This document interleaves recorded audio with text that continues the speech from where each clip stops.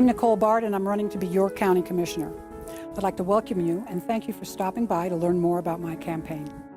If you have any questions after viewing this that you would like to contact me on, please call me or visit me at bardecampaign.com. Thank you.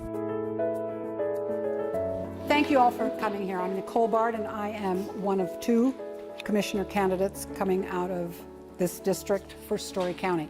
There are three commissioners, and each election cycle, one set of them comes up. So this time it's one seat that comes up, and then in 2 years, two of the seats will come up, okay? The seat and candidates need to come from the district, which is the Highlands in this case. However, the entire county gets to vote on that candidate and on that election, and that commissioner isn't just a commissioner for that district. The commissioner is a commissioner for the entire county, okay? This is my second time running. I ran in 2014. I ran as a Democrat. This time I'm running as a non-partisan. And so I'm not new to campaigning. And people keep asking me, knowing what you know from when you ran in 2014, why are you doing this again now? And I go, well, and I'm going to use a line that Jack McGuffey used during the primary, which I think is just precious. He said, you know, people call me crazy and say I'm crazy for running. He goes, but I'm not. My mom tested me. So, so cute. At any rate, I started doing campaigning at the beginning of July by doing door-to-door, and I started in Lockwood. I don't know if any of you have been to Lockwood. It's our northernmost community, of course, and it was 102 degrees. And there was a voice in the back of my head saying, you're crazy. This is too hot. You're going to pass out.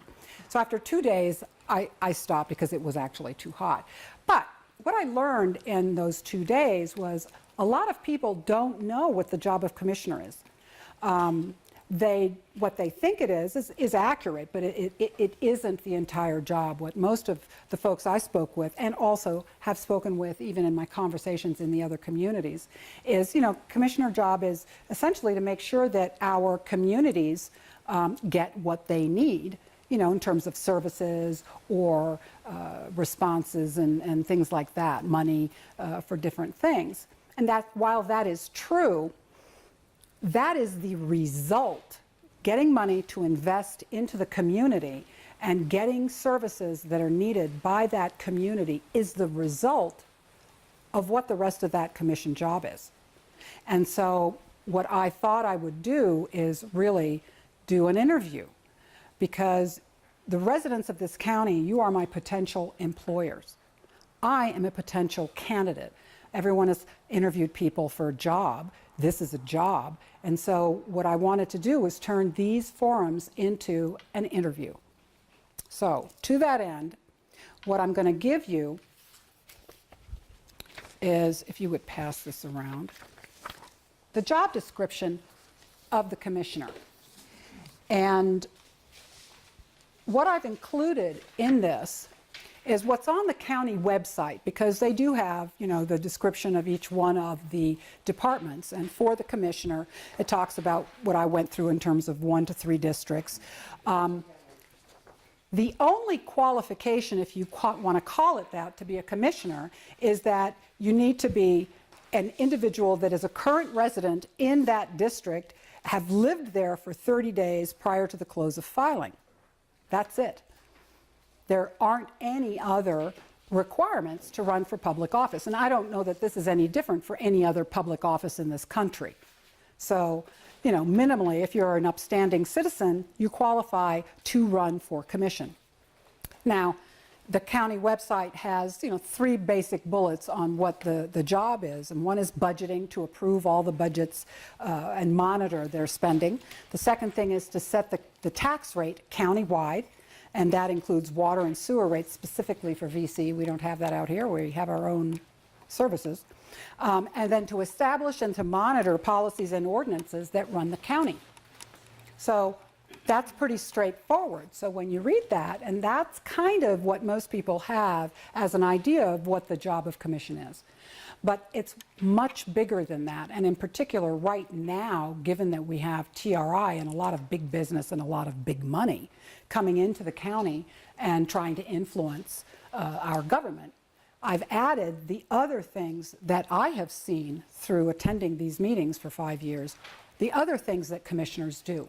And so what I would like to do by this is, have you interview me for the job, but also provide you with the size of the job so that when you ask me these questions, you also ask my opponent these questions, because we both are going after the same job. Okay? So expanding on the responsibilities. On any board of directors, they only have one employee. They don't manage the organization that they are on the board of. They manage that executive director. That's it, their only employee. They're not to get involved in the operations. They're not to get involved in disciplinary actions. They manage through that one person. That one person for our commission is the county manager, Pat Whitten. So they have one employee. The second thing is that they're there to represent the voice of the residents of Storey County, and I'm going to talk about that a little bit later. But they're there to represent your voice and what's good for the county overall. Third thing is develops and proposes and then monitors an economic development plan for Storey County. We come up with our own plan. Not having external factors tell us what it should be, but we need to do what's right for us. Virginia City is an example I'll talk about hopefully a little bit later about we need an economic development plan for Virginia City. So there's that. The other thing is that people don't understand our commissioners are doing lobbying all the time. They're lobbying. They have flown back to Washington, D.C. to lobby with senators, not our guys, but senators from other states who are responsible for different parts of legislation. An example today is our zip code. We have a zip code problem in Storey County. We have a Reno zip code, so when we buy stuff online or get delivered, Washoe gets our taxes. Same thing with Sparks, with TRI and our Lockwood facilities. They have a Sparks zip code, and all that construction that's going on in TRI, all that stuff that gets purchased, Washoe gets our sales taxes. VC has a 89440 zip code, but we all buy our stuff outside of Storey County. Come on. So our commissioners, as well as our lobbyists, as well as our county manager, go back and work. It's going to take a literal act of Congress to change a zip code in this county, and they're lobbying. They have lobbied for the zip code. They have gone back. Lance, when he first got elected, went back to Washington, D.C. to try to get the feds to provide funding so that USA Parkway could extend from Highway 80 all the way through 50. He went back and he lobbied for that. They're also lobbying and negotiating things like Sunny Hills, for those of you who were around when that was an issue 5 years ago, when Washoe wanted us to give them to basically trade boundaries up there so that Sunny Hills would go into Washoe and it would be right here. That was something that was going to had gone to the legislature. And so our commissioners, as well as our lobbyists, had to lobby against that. So you can read as well as I, but our commissioners do a great deal of lobbying, okay? They also work with and lobby with our sister communities. So whoever you elect is going to have to be able to be compelling and convincing and cajoling and be able to work with all these people. To participate with the Governor's Office on Economic Development, on GOAD with the Economic Development Council, the Association for Nevada EDON, and NNDA. Tesla's abatements were done to us. We were not at the table. Lance Gilman was at the table, but the first time he was there for TRI. He couldn't represent both the county and TRI, and quite frankly, I don't know how all that went down, but in speaking with our county people, we were not consulted. We were essentially told, here's SB1, here's what's in it, and it's 100% abated, 10 years and 20 years. We've got to get closer with the governor's office so that that doesn't happen to us again, because it can. So again, your commissioner is going to have, whoever, all three of them, are going to have to work closely with all of the big economic development organizations. The commissioners also sit on numerous boards, and you can read that. And then when TRI first came to the county in 1999-2000, the county didn't have the money to put in the infrastructure into that park. And Roger Norman, smart man that he is, said, okay, I'll build that infrastructure and hand you the bill. And the county said, okay, because that was really the only way it was going to happen.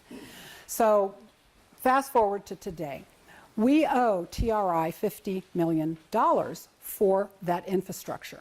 That's a big amount of money. The good news is, when I've taken that deal and shown it to a variety of people outside the county that work at the state, they said, you guys got a smoking deal because we're not paying interest on that. And we don't have to make a payment until TRI produces more than baseline revenues for us. So that's a good deal, okay? So I'm not going to fuss too much about that. However, there are more of those coming down. Roger Norman no longer owns TRI. They sold the last lot to blockchains.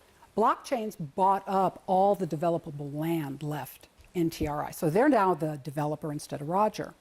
In addition to that, Painted Rock, which is a huge area in the north where it is zoned for anywhere from 2,000 to 4,000 homes. We have 4,000 people in the county. When Painted Rock gets started and partially built out, that's a significant shift in this county. Now, my question, and I've asked this a couple times, and I've said, okay, so are we going to be expected to pay for that infrastructure? And if so, because I'm violently opposed to that, the developer needs to pay for that. So this is something that's coming. So whomever you elect is going to have to know enough about that kind of stuff to be able to know what is or isn't reasonable to negotiate what is in the best interest of this county. Okay? So just to regroup here, the simple answer to what does the commissioner do is budgeting, is setting the tax rate, and establishing and monitoring policies. The bigger picture is what I just went through with you. That's what this position is about. And more, because of how big and how prominent TRI has become. We are a shiny penny, finally, in the pond, and everyone wants us. But it's not to our advantage as citizens in all cases. Okay? Now I'm going to give you my resume. Oh my gosh. And I'm going to give you time to look at it, and then when you're ready, ask your questions. So I hopefully have set what the criteria for the job is, and now I'm giving you what my background is. And one thing to note on the back where I have experience required, you decide what experience is required. And skills required, you decide what's important in terms of skills.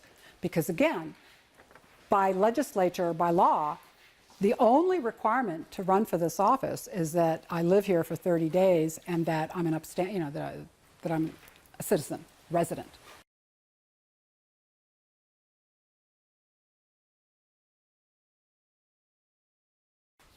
The question is it true that the commissioners have approved the county floating a bond for the pipeline? Floating a bond for the pipeline is part of the proposal. It has not been approved. What the commissioners approved at the last meeting was going forward. They approved this proposal to go forward to the next step, which is to get more detail on it and come back to the commission and provide more detail. The pipeline proposal is slated to get approved this year before the new commissioner comes on. That's why I'm in there, objecting to it every chance I can. The question is, it doesn't sound like it's a good deal for Storey County. Is there anything that can be done before it gets voted on? One of the things that can be done, and is what I'm actually looking into, is pulling together the community and doing a presentation. We did this, Jay and Sam actually did this, and I have to give Jay props on that because he did. Last year when this first came up, and if some of you were there, you signed the petition. Okay, this thing has come back again in a new form, and it's a kind of like a pea shuffle, because it's the same thing, but even more sinister. So I would like to have forums and put out petitions for and against, and have the citizens' voices heard.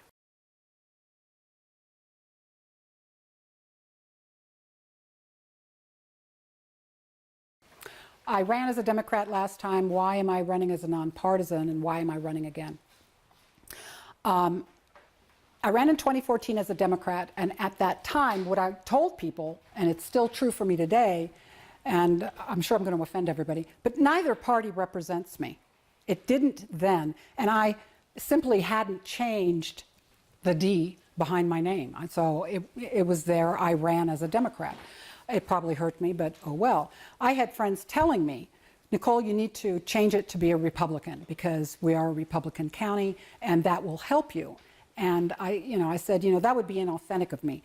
Neither party represents me. I have values that I hold dear that are part of a Democrat platform. I have values that I hold dear that are part of a Republican platform, but when I put those two together, neither party will have me.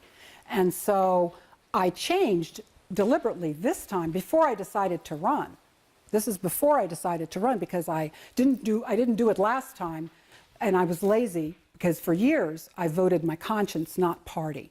So I changed it, and that's why I'm running as a nonpartisan, because one, we're a small community anyway, and this job shouldn't be partisan, but by and large, I really don't have, given where the parties have gone, they've left me, and I'm here by myself.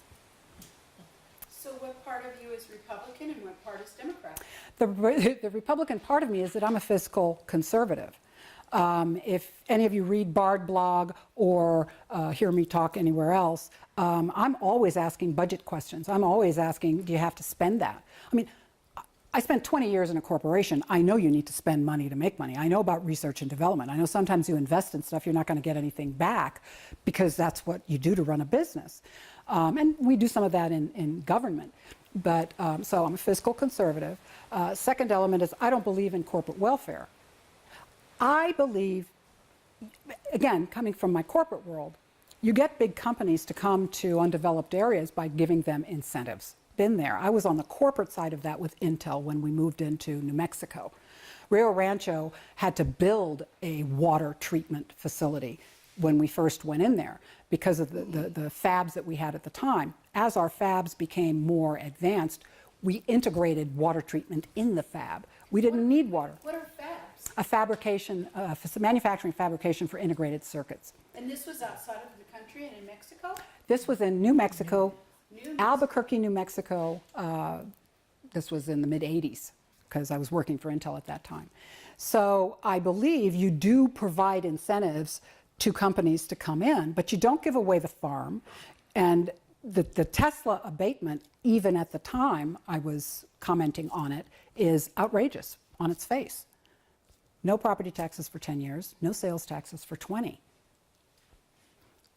So that's the Republican side of me. The Democrat side of me is, I believe in, and the Republican, I carry a gun. I have several of them that kind of I coordinate with my wardrobe.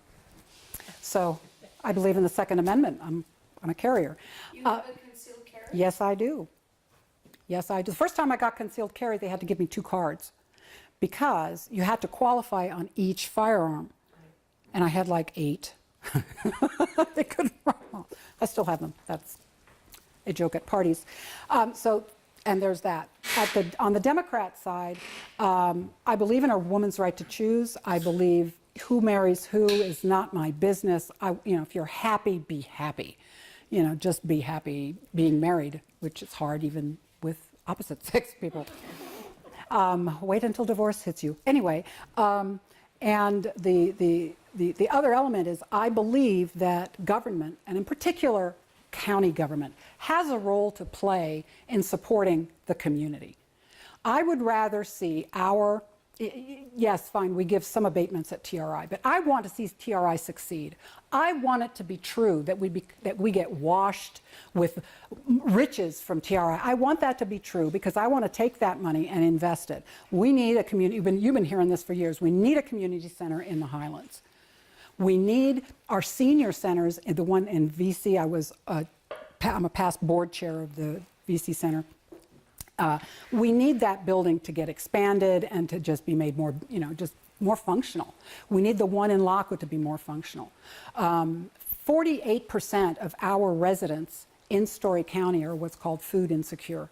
That means that after, your hard expenses, your rent, your gas, your car payment, whatever, there's not a lot of money left over for food. 50% of our kids don't have enough food. So we're a poor county. I want those revenues to come to be able to help. People with families don't have access to or can't afford childcare up here. If TRI is producing, I would like to see some of that money be possible, seed money for a small business that may want to start a childcare facility working with the SBA to do that. There are ways that we can reinvest in our community. So I'm not saying that's not a Republican thing. I'm just saying that my heart goes to that. The question is the bond, the $35 million bond, once we sell it and borrow that money, is your question, when do we get that money back? Yeah, obviously that'd be $35 million that we no longer have Right. in the bank for a senior center, daycare, whatever. Okay. How long is it going to take before they pay that money back? We're selling a bond. We're going into debt by $35 million. Storey is selling it to the state. The state will buy it for 35. When you buy a bond, you get interest on it. So the state thinks it's a good deal for the state because they're going to buy our bond at 35 million, and we owe them payments at, I think they haven't settled on the actual interest rate, but I think it's at about 5%. So the state will get their 35 million plus 5% on that money. So we're selling a bond for 35 million, but it's actually going to cost us like 50, put 5% compounded interest over 20 years. I can't do that math, but it's about that, okay? So we sell the bond, we go into debt by 35 million plus whatever the interest is. The way that this bond, the way that this pipeline proposal has been structured is the county will establish what's called a special assessment district. So let's say the 5 of you, your Tesla, your Switch, your Google, you're one of the developer companies, and you're somebody else. But the 5 companies that need that water are going to be, a line is going to be drawn around their properties, and it's going to be called a special assessment district. These 5 are going to pay the county the bond payment plus the 5%, plus an additional 1% because the county, it costs money for the county to manage all this. So the special assessment district is going to be assessed the bond payment that the county then turns around and pays the state. Doesn't that sound great? Doesn't that sound like the companies are paying for them? And we make a profit. And we make a 1% profit, but wait, there's more. Sounds great. The county's just fronting the money, they're getting paid back by the companies and getting an extra 1% for their trouble. Great, isn't it? The county will then establish, and this is where my head blew, the county will then establish what's called a tax increment area, some other place in TRI. It wasn't clear during the presentation if it was land that was owned by the companies that are going to use the water. So let's just say this tax increment area is going to be created. And whatever taxes the county is getting from that area right now is at a baseline. The county will continue to get, we the citizens will continue to get our money at that baseline. But that tax increment area, any revenue taxes that come in above that baseline goes to reimburse these companies for the payment they have made to the county. Let that sink in. So are you saying we're fronting the money which we're, I think, in the red now. So are we gonna have to borrow that money to pay for their thing? Now, besides that, That's the bond. That's a Okay, bond, is a okay. debt. Yeah, yeah. but now we won't have any money. We'll be down 35,000 plus minus whatever. We will be down money that we could be paying for our roads, our whatever. We have a flood now. We don't even blah blah stuff that we normally would have as a basically maybe a slush fund or at least be able to pay our bills. Yeah. You know, there could be a lightning bolt or something, and then we wouldn't have any money, I think, because we haven't seen any money for 10, 20 years. And see, that's part of what I'm hoping is getting worked out, to the extent that you don't just go into one of these deals and say, okay, there are contingencies. There have to be contingencies. There are contingencies if the companies go bankrupt and can't pay. There have to be these kinds of contingencies. And those details have not come out yet. How come Tesla and Switch and whoever the other global companies are out there, $35 million isn't a lot of money for Elon Musk? Why doesn't he just pay for the darn thing? Because it's going to be our tax dollars if he pays for it either way, because it's federal. Well, I mean, that seems like an obvious idea that they just, you know, if we don't pay for the equipment that he's making batteries. Yeah.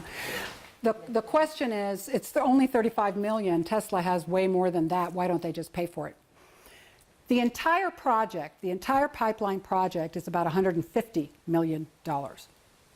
Because there are two parts to it. One part is the pipeline coming from Reno Sparks with the effluent water. It's treated, but not treated to go back into the housing, clean enough to go back to houses. It's clean enough to go back in the river. So part A is the pipeline, which is 35 million. That pipeline will get to the border of TRI. Once it gets to TRI, then the General Improvement District, the GID in TRI, that is owned privately by them, they're paying another 125 million for that pipeline to get to their treatment facility and for the improvements to their treatment facility to then turn it around and send it out to those 5 companies. So the total project is 150. They're paying about 120, 25, whatever. And 35 is what they're asking the county to pay. And you're dead right. At last meeting, I actually got up and made that statement. I read a statement into the record because nobody ever mentioned the citizens, so I talked about that. And I said, you know, $35 million between the 5 of you is an ATM transaction. Why not? You're paying 120. Why don't you just pay for all of it? Leave the residents of Storey County the money to improve our lives. But the way it was pitched is that we're doing Sparks Reno a favor by taking this water off their hands, because it saves them from building another treatment facility to treat it to do just that. Because since they're taking the effluent and taking it directly to TRI, it's not going in the river.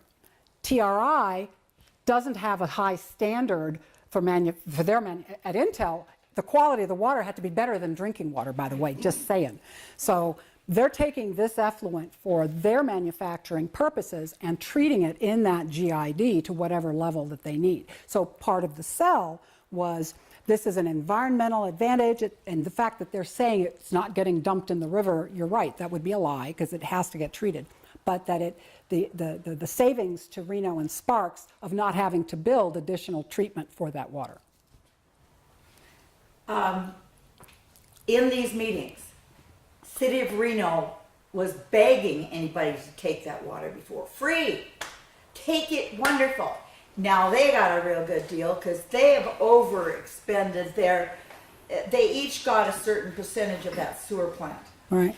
They've been using City of Sparks. Now City of Sparks is building out. So that's why this big rush. So whoever's making these deals could make a hell of a lot better deal. Well, if you negotiated right, knowing what I know.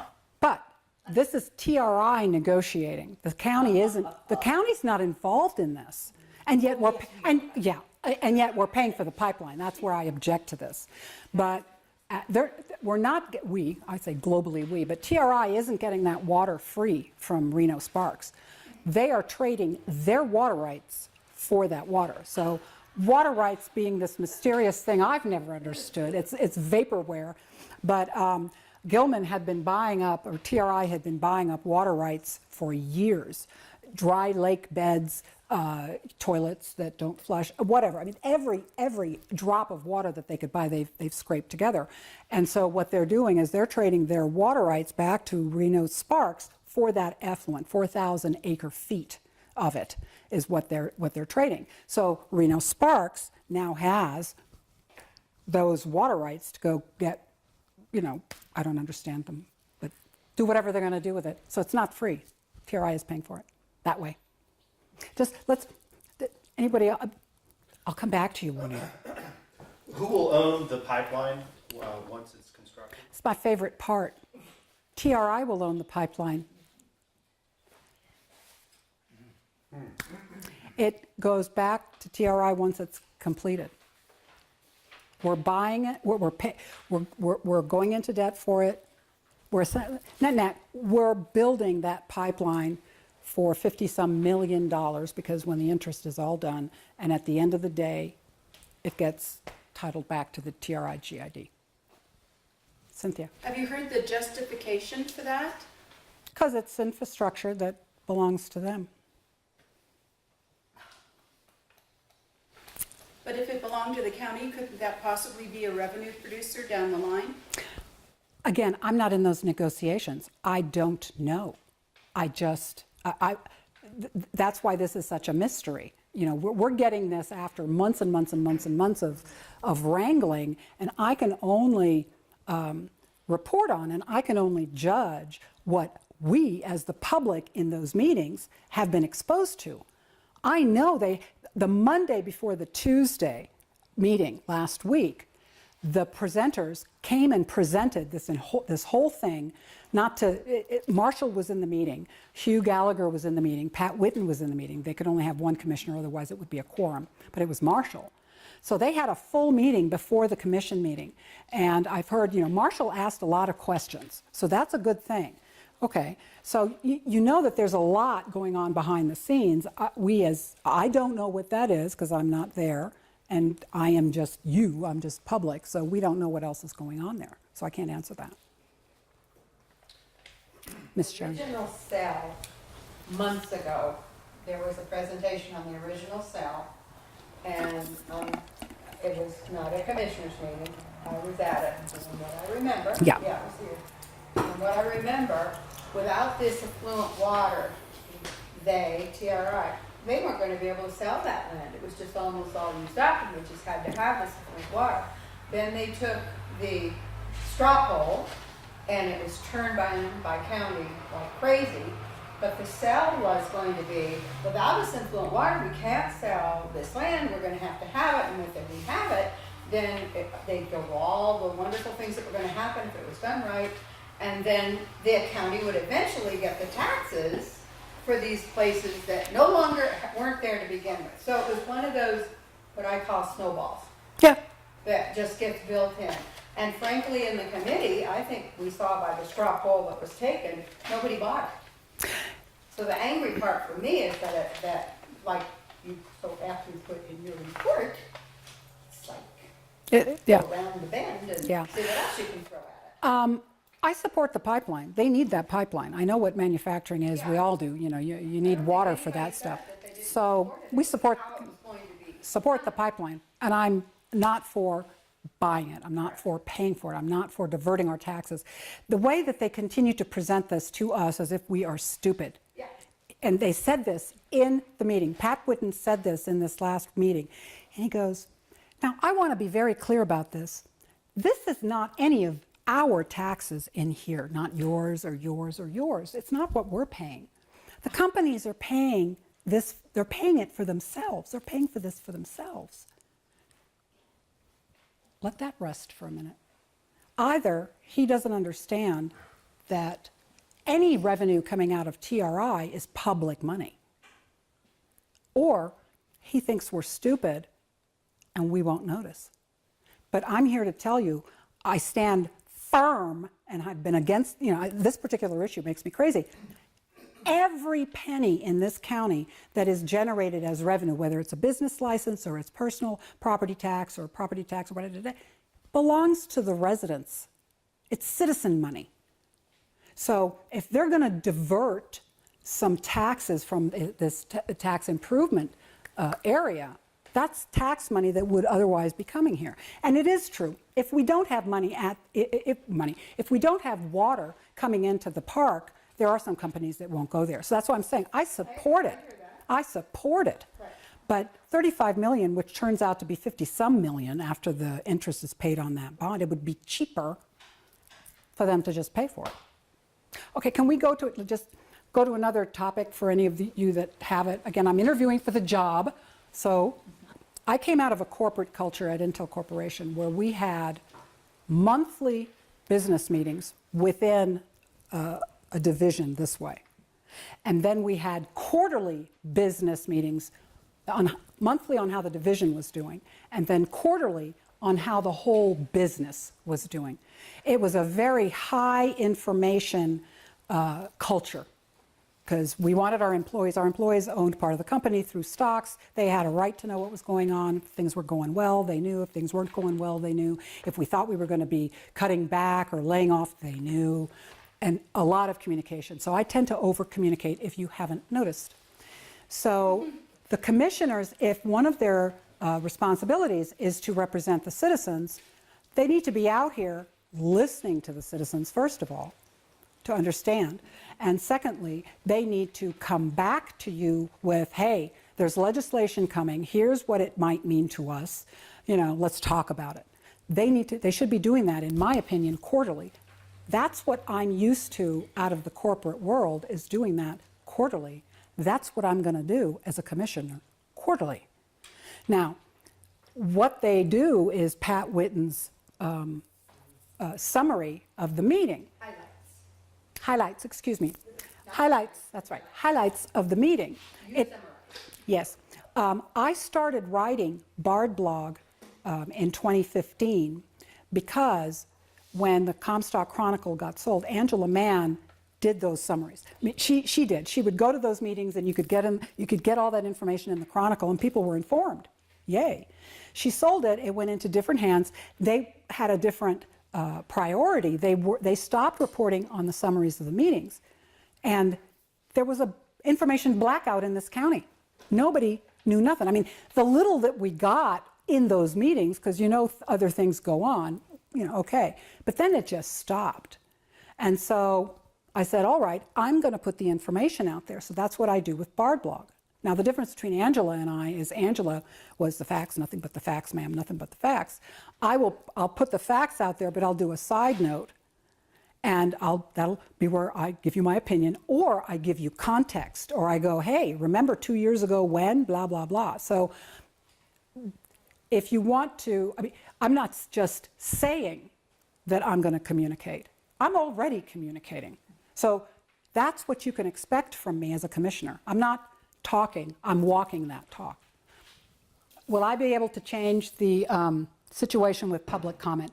For those of you who don't know, public comment used to come at the beginning of the meeting and it used to come at the end of the meeting. I don't know I'm retired and I have the luxury of time, so that's why I go to these meetings. The rest of the world, the rest of the normal world, is working or has other things to do than to sit through a meeting, to just sit there.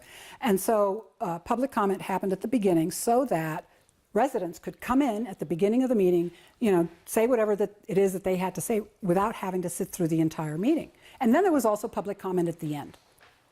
About a year ago, 3 years ago, they eliminated the front end public comment. So now, as a resident, if you want to make a statement, you've got to wait till the end of the meeting. And sometimes the meetings end short, and sometimes the meetings run for 4 hours, 5. So yes, I would change that because you are my bosses, and if you want public comment at the beginning so that you can attend, and it behooves us as a republic to have an informed citizenry.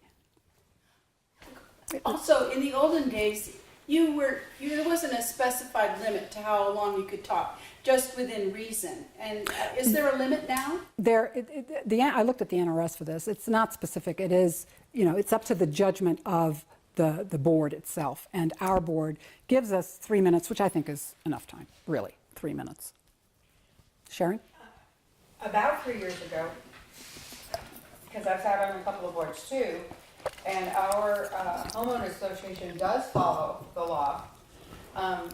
The NRS has changed, and you are supposed to have, it is written to have, one at the beginning, which would be comments related to what is on the agenda. Correct. The last one is supposed to be for comments not even on the agenda. Right. So if you had something that wasn't there, you would hang out. I brought that to the attention of Mr. Witten at the school board meeting after we had had our end service. And it was like, at least he pretended, well, I'll have to take that up with, at that point in time, Attorney Langer. Never heard a word back. When I asked, she said that the commissioners, allow comment after each part of the agenda. If indeed they do that, that's how they get around it. They do, and they do. So, as long as they do it that way, they're not breaking the law or the NRS statute. DA Langer is there to interpret the law, Yeah. and that's her interpretation. Yes. So it would take, if elected, I will go then and challenge her because, I can be convinced, but I want to have the law, and then I would like for her to explain, based on these points, how do you get from this is NRS. There's nothing about that in the law. Okay, so if, as with any, rule, there's subject to interpretation, and that's her job to interpret, then that's the rule. I can push. Sam Toll gets up at every meeting that he attends at the end of the meeting to make the request of our commissioners to put public comment back at the beginning because they're shutting citizens out by making them, nobody's going to sit through that meeting until the end. Yes, Juanita? Because I'm in the north, I attend lots of Washoe County type meetings and organizations. And Lance Gilman, our county commissioner, often speaks at these various groups and tells us, like I've heard him here, how absolute wealthy this county is. Yet I've read some of your blogs, and it appears that we're not as wealthy as Mr. Gilman says we are. Can you explain the financial situation of Storey, please? First and foremost, I admire Lance Gilman. He is a fantastic business person, and he's a great marketeer and salesman. Look at what he's done for us relative to TRI. That's brilliant. It exceeded his own projections. He and Roger didn't realize this thing was going to take off as well as it did. So Lance has done an extremely good job of promoting the park himself and the project. So there's that. And for any of you who have worked with salesmen, you know that they tend to overcommit. They tend to aggrandize it. So partially answer your question, it has to be great, it has to be big, it has to be everything. So having said that, when we look at the potential of TRI in terms of what it gives, the revenue that it gives us, right now, you're going to read in various reports in the Appeal and the Independent that Storey County generated $1.6 billion in sales last year or last quarter, whatever their measurement is. And people look at that and go, $1.6 billion, my God. Well, two minor little problems, and that's huge, that's rich, that is rich. But two minor little problems with that. Bunch of that is abated for 10 and 20 years. Okay, so we're not going to be rich for a while. And the second thing is the zip code issue, where the majority of those sales are coming out of TRI, but with the Sparks zip code, it's all going to your Washoe. So very little of it comes back here. So if you're looking at an absolute, if you're just taking a picture of TRI right now and looking at the money that it's, just look at the sales figures, yeah. That is happening. It's just not coming in our direction yet. It will. It will. I don't know if I'll be alive, but it will, okay? Why should you vote for Nicole Barde? I think that if you look at the job description, and even if you were to cut it in half, and ask yourself the question, first of all, you would need to compare my background with that of my opponent. That's the first thing I'm asking people to do. I'm asking them, that's why I'm doing this. You need to do a contrast and compare. I think that what you're going to find in doing that contrast and compare is not just my business experience and my resume, but what you're going to see is that I have been involved in the community for years, and not just locally in the Highlands. I've been involved with the Senior Center, I've been involved with Pipers, I have been and I'm still currently involved with the merchants. My attendance at the commission meetings, I've been doing that for 5-6 years. I'm familiar with the issues in the county. I've been standing up. I'm not just saying I will represent the citizens. I've been doing it for 5 years. I'm not just saying I'm a fiscal conservative. I've been asking questions and speaking about it for 5 years in this community. I'm not just saying that I love my community and that I'm involved. I've done it. So when you're voting for me, you're getting a known quantity. You've seen what I've been doing in the last 5 years. I've demonstrated those things that I'm talking about. From a go-forward standpoint, what can you expect from me, let's say in a year from now, a year after being in there? You will see that I'm going to be out quarterly talking to you like this. I need input before I can make the kinds of decisions or the negotiations or the lobbying that I've got to go do. I'm not going to abandon citizens first, which has been my war cry, just because I'm a commissioner. I'm employed by you, and all politicians are going to tell you that, but here I am interviewing, okay? I don't just say it, I'm doing it. So minimally, you're going to get the communication. I don't know, because I don't know. I'm going to have to go to Langer and say, can I still do the blog and be a commissioner? And she'll probably say, yeah, you can, but here's what you can't do. Because minutes are minutes. You have to approve minutes. And I can't publish as in an official capacity. I can't publish a summary of the meeting that can be interpreted as minutes when they haven't been approved. So I know I'm going to have to navigate that. But let's say I can't do Barde blog. I'll still be doing quarterly. You can still pick up the phone. I can still come to your house and, explain stuff. Again, I come from a high information corporate environment. That's how we moved quickly as a company, because everybody knew what was going on. So in a year, you will have that. In a year, besides doing that type of interaction with, you guys, I hope that I and the other commissioners will have the citizens participating more in those meetings one way or the other. Why not have video of it online where you can click on and participate? For a strong republic, we've got to have citizen involvement.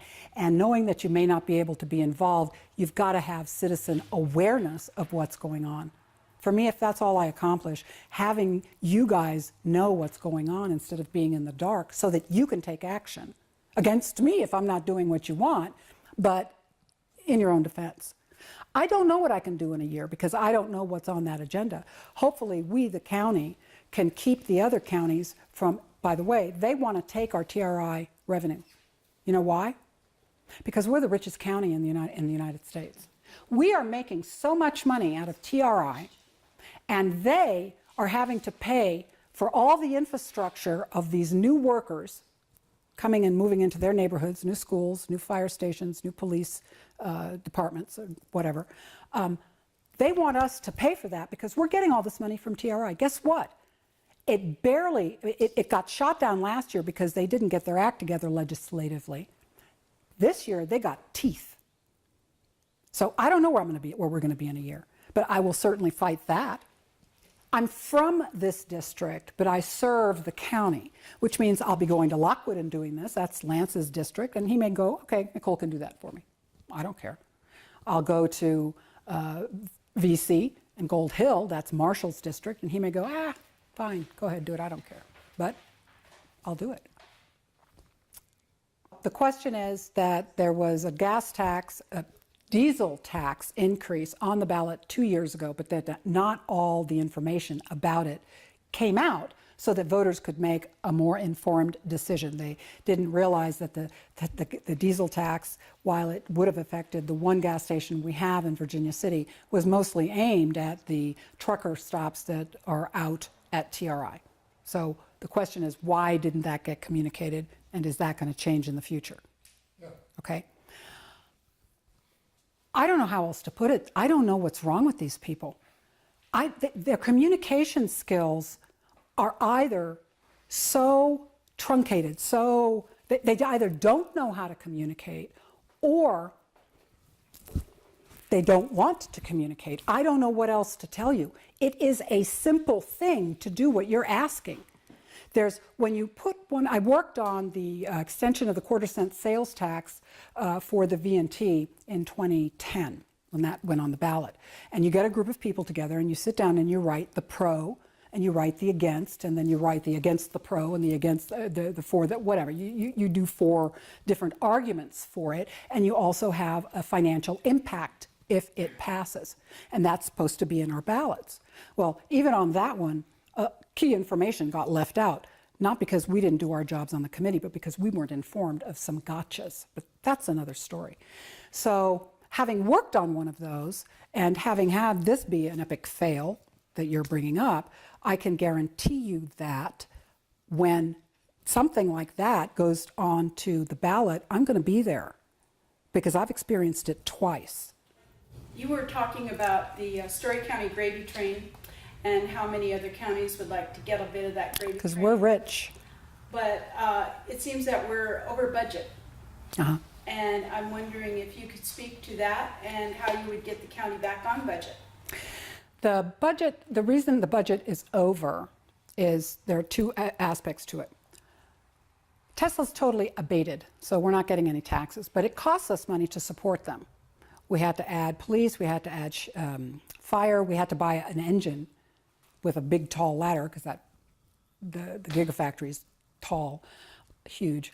Anyway, and other things. And so we're not going to go in the hole supporting Tesla because they're not paying taxes. So what the county did, and it was part of SB1, that a services agreement, which we did negotiate, but that we have a services agreement with Tesla whereby they pay for anything, any support to them. They bought Jerry a couple of sheriffs, a car. They're the ones that bought that fire engine because it's required for the kind of building that they have. A couple of other fire guys. The county has had to add several building inspectors and all of that. Tesla pays for all of that through a service contract. That service contract last year was for just shy over $1 million, which they negotiated before the budget year. They signed it, and the county was able to take $1 million service agreement and put that into their revenue line. Okay, because it's an agreement, it's money. And so the budget was the budget last year. This year, come time to negotiate that service agreement, Tesla was not returning our phone calls. Not only was Tesla not returning our phone calls, but you remember the 9% layoff? The person with whom Pat Whitten had been negotiating had been laid off. So that was the first problem. Then finally that gets straightened out, and this is public record, so I'm not making this up. This was said in a commission meeting because, I would ask Tesla, Bueller, and every meeting they would go, haven't heard back. Finally, they do hear back. Tesla does not want to do a lease, a 1-year service agreement for $1.2 million, which is what it is. The reason, they want to pay month to month. And they're paying month to month, so that's the good news. But they didn't want to do a $1.2 million full-on annual service agreement because it shows up on their balance sheet. It's smart. That's very smart. But it's also very telling. Because if it goes on your balance sheet, it's a debt. And they already got a lot of that. Whereas 1.2 million on a debt of however billions, I don't know. But so the county, when at the time that they approved their budget, still hadn't gotten a hold of Tesla. And they're going to have to provide, well, they couldn't put that 1.2 million in the revenue line. But the expenses for the inspectors and all of that was in the expense line, which is why that 1.2 of the 1.7 is over. I've since gone back. They've agreed that it's going to be month to month. I've gone to check. They're getting the money. The county is getting the money. Tesla is paying that money. Now, I don't know how you go back and rejuggle the books. I think the county is going to carry that 1.7 or the Tesla portion. They're going to have to carry that on their books, but it's going down every month because they get a payment and then the expense, payment and then so by the end of the year, that should smooth out. There are two portions to the overage, the 1.2 million, which is the Tesla agreement, which I believe it's just going to go down over time. That'll wind up zeroing out. So let's put that aside. The rest of the overage is 500,000, which is your normal, but unacceptable. But your normal, I'm over in this department by, I've got, have to hire 2 people, or I have to buy this piece of equipment I didn't think I'd be able to get, so on. And so 500,000 is departments not managing down to where they should. It's true overage. So the number looks big, it's 1.7. The majority of it is going to go away by the time Tesla finishes paying, and we're probably 400,000 over. Now, something to know about our county, which I learned in the corporate world, but we weren't allowed to get away with it, the county can. They sandbag. They are accurate on their expenses as much as possible, and they tend to underestimate their revenues.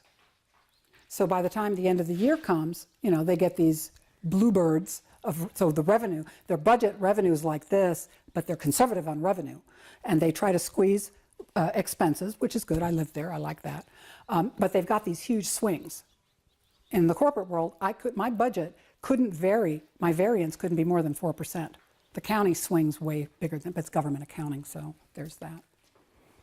So and I've got to also say this: when I first started to go to these meetings, the budget meetings were like, and I know budgeting, I know financing, and nothing I could ever recognize. And something I got to give him props. Something Lance Gilman said he'd bring to the county was a fiscal or financial discipline in how this process gets done, and he's done that. This is a vast improvement.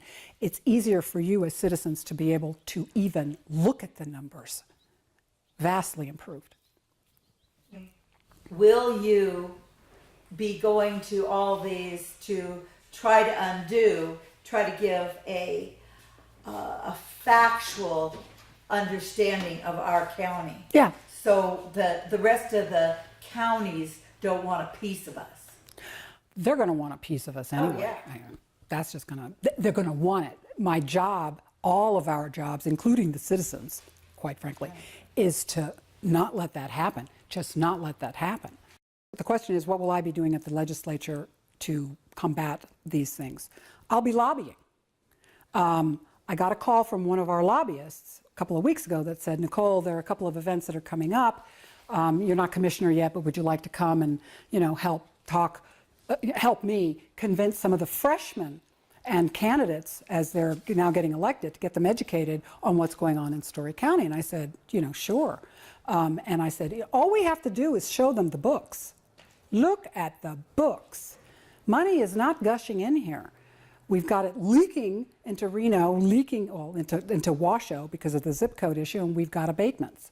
And finally, Hugh Gallagher told me a couple of weeks ago that he, in fact, has done projections because, you're a small business or a large corporation, you're always doing projections. What are my revenues going to be like? What if this happens, what happens to my revenues? What happens to my expenses? Blah, blah.